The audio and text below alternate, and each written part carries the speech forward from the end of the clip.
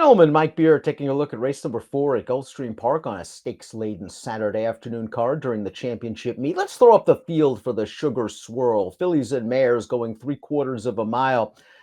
Mike, 5 of the 7 in here are trained by Saffie Joseph, and you could argue he even has a better filly and mare sprinter in the barn named Soul of an Angel.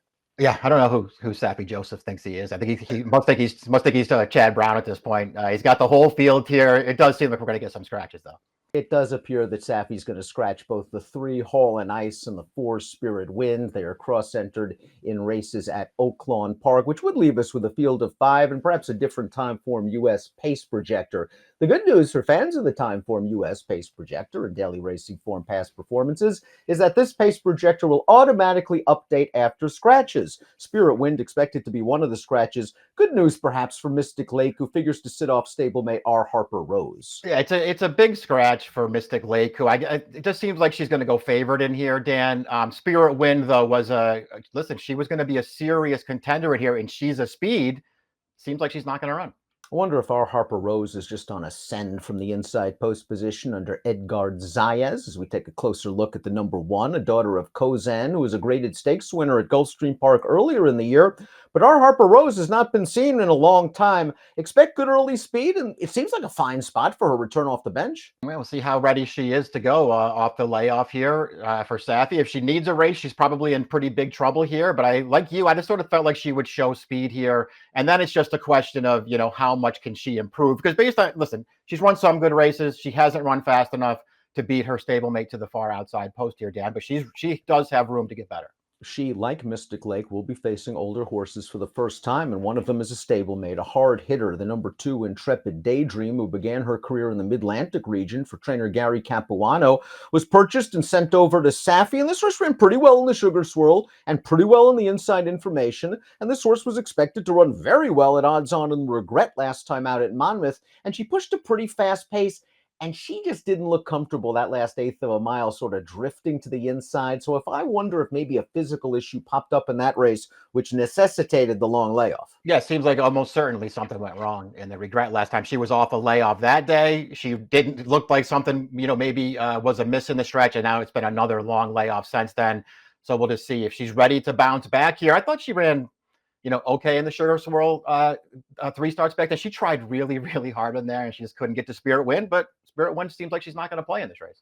Hall and Ice the 3, Spirit Wind the 4, expected to scratch for Saffie Joseph. So we'll move on to the number 5, Launch, going out for Jorge Delgado, another horse returning off of a long layoff.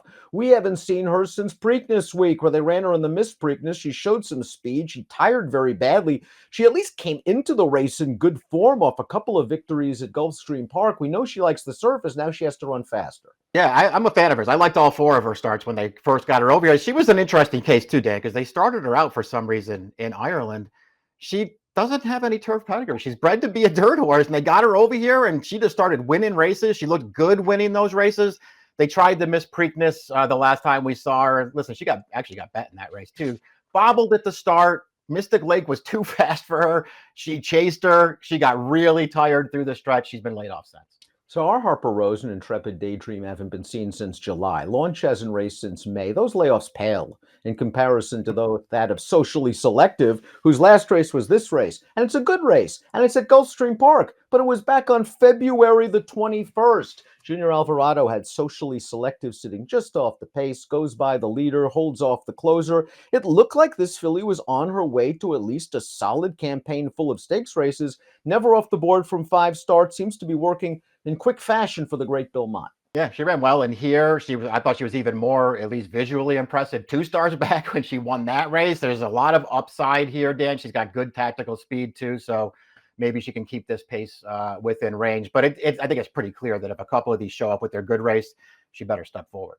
And Mystic Lake completes the field as the likely favorite. She has the recency advantage. We haven't seen her in 3 months since she ran against Torpedo Anna in the cotillion. And A, she's not the same horse that Torpedo Anna is, definitely. And B, she's probably down a mile and a 16th horse. So cutting her back to 3/4 of a mile is likely going to fit. When I was talking to Saffie after the cotillion, he actually mentioned, we'll think about a race like the La Brea. I wonder if maybe things just didn't go all to plan, but they're running her here, and it just looks like a great spot.